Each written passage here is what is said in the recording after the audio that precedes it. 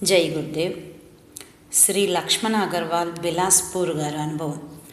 శక్తిపీఠం ప్రారంభానికి గురుదేవులు వచ్చినప్పుడు ఆయన్ని దర్శించి లాభం పొందాలని ఆలోచించాను. వ్యాపారం, ఇంటి బాధ్యత పిల్లలకి అప్పచెప్పేసి 1 నెల గురుదేవుల సాంగత్యంలో గడపాలని కోరిక కలిగింది. ఇలా ఆలోచించి గురుదేవుల శక్తిపీఠం ప్రారంభం పూర్తయిన తర్వాత బిలాయి మార్గంలో వచ్చినప్పుడు నేను కారు డ్రైవర్తో సహా వారి దర్శన భాగ్యం పొందాలని అనుకున్నాను. గురుదేవులు రోడ్డు మార్గాన రాబోతున్నారు. బిలాయి కార్యక్రమం తర్వాత గురుదేవులు మా కారులో కూర్చున్నారు. వారు ఆసీనులు కావడం నా సౌభాగ్యమని తలుచుచున్నాను. అక్కడి నుండి రాయపూర్ వచ్చారు. ఈ సందర్భంలో గురుదేవులు నా ప్రక్కనే ఆసీనులయ్యారు. నాకు సంకోచం కలిగిన కారణంగా ముడుచుకొని కూర్చున్నాను. గురుదేవులు చిటిక వేసి ఏం ముడుచుకొని కూర్చున్నావని అడిగారు. నేను ఏమీ సమాధానం ఇవ్వలేకపోయాను. నేను స్వభావ సిద్ధంగా కూర్చున్నాను. అటువంటి వారు ప్రియతమ గురుదేవులు చిన్న చిన్న విషయాలపై కూడా దృష్టి సారించేవారు. శ్రీ జయంతిలాల్ పటేల్ రాజానంద్ గావ్ గారి అనుభవం. ఇది 1969 నాటి విషయం. ఆ రోజుల్లో నేను గుజరాత్లో ఉండేవాడిని. ఒక రోజున అహ్మదాబాద్లో శ్రీ గురుదేవుల కార్యక్రమం అదృష్టవశాత్తు నేను ఖరీదు నిమిత్తం అచ్చటికి వెళ్ళాను. స్టేషన్లో పేపర్ చూచాను. రాత్రి గురుదేవుల్ని కలుద్దామని భావించాను. రాత్రి నాకు కొద్దిగా ఆలస్యమైంది. వారి బస వెతికేసరికి రాత్రి 12:30 అయింది. మణినగర్లో వారి బస వెతుకుచుండగా ఒక డాబా నుండి వారి పిలుపు వినపడింది. అబ్బాయి జయంతిలాల్, నేను ఇక్కడ ఉన్నాను, నీవు రా. నేను పైకి చూసేసరికి గురుదేవులు డాబాపై నిలబడి ఉండడం గమనించాను. ఒక శిష్యుని తలుపు తీసి నన్ను పైకి తీసుకురమ్మని ఆజ్ఞాపించారు. ఇంత అర్ధరాత్రి వారి గురించి వెతుకుతున్నట్లు వారికి ఎలా తెలిసిందోనని నాకు ఆశ్చర్యం కలిగింది. నేను పైకి వెళ్ళగానే నా గురించి ఎదురు చూస్తున్నట్లు చెప్పారు. 1 గంట వరకు కూడా ఆయన నాతో మాట్లాడారు. తరువాత నన్ను పడుకోమని ఆదేశించారు. ఎంత స్నేహం, ఎంత ఆత్మీయత! పిల్లల కోసం ఇంత ఎదురుచూపుల. శ్రీ మదన్లాల్ నామదేవ్ గారి అనుభవం. క్రీస్తుకం 1964 సెప్టెంబర్ నాటి విషయం. నేను, నా స్నేహితులు దీప్చంద్ గారు అంతర్సింహ్ మండలో ఈ విధంగా నిర్ణయించుకున్నాము. మధుర వెళ్ళి శ్రీ గురుదేవుల దర్శనం కానంత వరకు భోజనం ముట్టకూడదు. మధుర చేరేటప్పటికి రమారమి 7 గంటలు కావచ్చింది. ముగ్గురం సైకిల్ రిక్షా మీద గురుదేవుల దర్శనార్థం బయలుదేరాము. ద్వారకాధీశ్వరుని శ్రీకృష్ణుని దర్శనం హారతి కారణంగా రాత్రి సుమారు 8:30 తపోభూమి చేరుకున్నాము. మేము అక్కడికి చేరుకోగానే గురుదేవులు కియామండి వెళ్ళి రాత్రి 8:30కి నిద్రపోతారని అక్కడ బయటి ద్వారం ద్వారా తెలిసింది. గురుదేవుల్ని కలవాలంటే ప్రాతకాలం రమ్మని చెప్పారు. ఇప్పుడు మాత్రం మీరు వారిని కలవడం అసంభవమని చెప్పారు. మా మనస్సు మాత్రం వారి దర్శన భాగ్యానికి ఉవ్విళ్ళూర్చుంది. కావున పూర్తి విశ్వాసంతో రిక్షాను గియామండికి మరల్చాము. అక్కడికి చేరుకొని తలుపు తట్టాం. వెంటనే తలుపు తెరవబడింది. దాబాపైకి చేరుకున్నాం. అక్కడ ఒక పాత మంచంపై గురుదేవులు పంచె మాత్రమే ధరించి కూర్చున్నారు. వారు చూడగానే మేము వారి దగ్గరికి చేరి పండ్లు పూలు సమర్పించపోగా చాలాసేపటి నుండి మా కొరకు ఎదురు చూచినట్లు చెప్పారు. మేము స్పృహ కోల్పోయి వారి అమిత ప్రేమకి పాత్రులమైనట్లు భావించాము.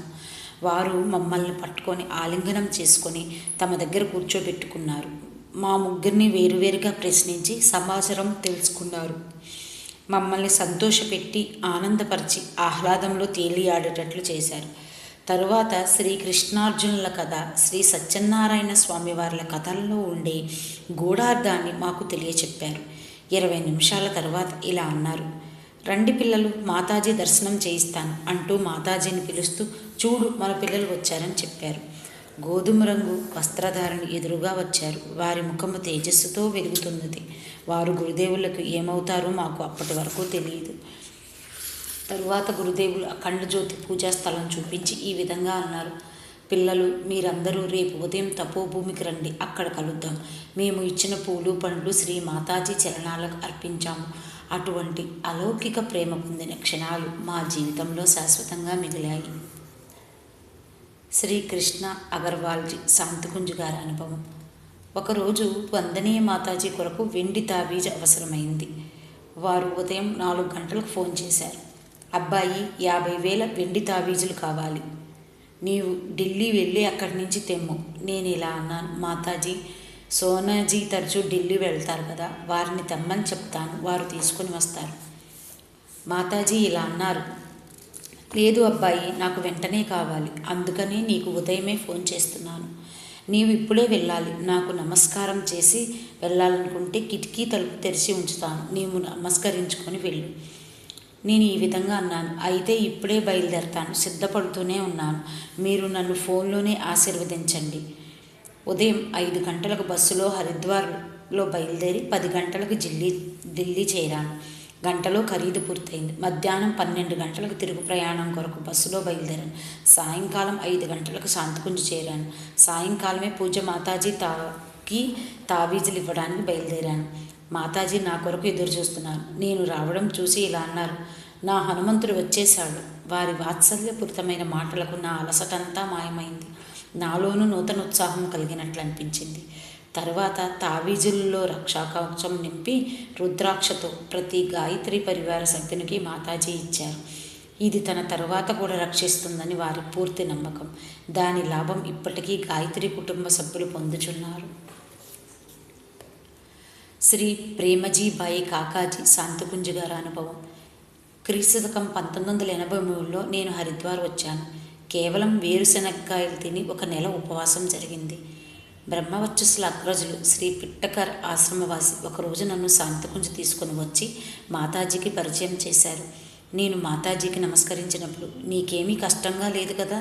వెంటనే, నాకేమీ కష్టం లేదు, కానీ నా తల్లి నేను 1.5 సంవత్సరాల వయసప్పుడే మరణించిన కారణంగా నా సవతి తల్లి నన్ను చాలా బాధించుచున్నదని చెప్పగా మాతాజీ వెంటనే, అబ్బాయి, నేను నీ తల్లిని, నువ్వు ఇక్కడే ఉండిపో, నా పనిని చూచిపెట్టు, మనస్సులో విచారం దూరం చెయ్యి, నేను నిన్ను బాగా చూసుకుంటాను, నీవు రోజూ నన్ను దర్శిస్తూ ఉండు.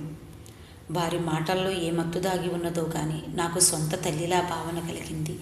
ఏప్రిల్ క్రీస్తుశకం 1985లో నా వ్యాపార లావాదేవీలన్నీ ముగించుకొని శాశ్వతంగా శాంతికుంజ్కు వచ్చేశాను. మాతాజీ అపార ప్రేమ పొందగలిగాను. నాకు విలువైన నిధి లభించింది. శ్రీమతి ప్రేరణా మాతాజీ శాంతికుంజ్ గారి అనుభవం. చివరి రోజుల్లో మాతాజీ ఆరోగ్యం క్షీణించింది. నేను, అంశు, అక్కగారు వంతుల వారీగా వారి సేవ చేసేవాళ్ళం. ఒక్క క్షణం కూడా మేము వారిని ఒంటరిగా విడిచిపెట్టేవాళ్ళం కాదు. ఇంత కష్టంలోనే మాతాజీ వాత్సల్యం మరువరానిది. ఒకరోజు అంశు ఆలస్యంగా వస్తాను, నేను వచ్చే వరకు నువ్వు మాతాజీ దగ్గర ఉండమని చెప్పింది. నేను కొద్దిసేపు ఎక్కువగా ఉండటం చూచి మాతాజీ ఈ విధంగా అన్నారు. నీవు వెళ్ళి భోజనం చెయ్యి, ఆకలి వేస్తూ ఉంటుంది. అప్పుడు నేను ఇలా అన్నాను, తింటాను మాతాజీ, అంశు కూడా వస్తూ ఉండవచ్చు. మాతాజీ తిరిగి ఇలా అన్నారు, నీవు వెళ్ళు, నీవు ఎందుకు బాధపడుతున్నావు, నేను ఉన్నాను కదా. అప్పటికి మాతాజీ తీవ్ర అస్వస్థతో ఉన్నారు. వారి మాటలు విని నేను, శైల అక్కగారు గట్టిగా నవ్వాము. అస్వస్థత కారణంగా మాతాజీ గట్టిగా నవ్వలేకపోయారు, కానీ చిరునవ్వు నవ్వారు. ఏ పరిస్థితులలోనూ వారి అమ్మతనములకు లోటు వచ్చేది కాదు. వారు జగదాంబ కదా. జై గురుదేవ్.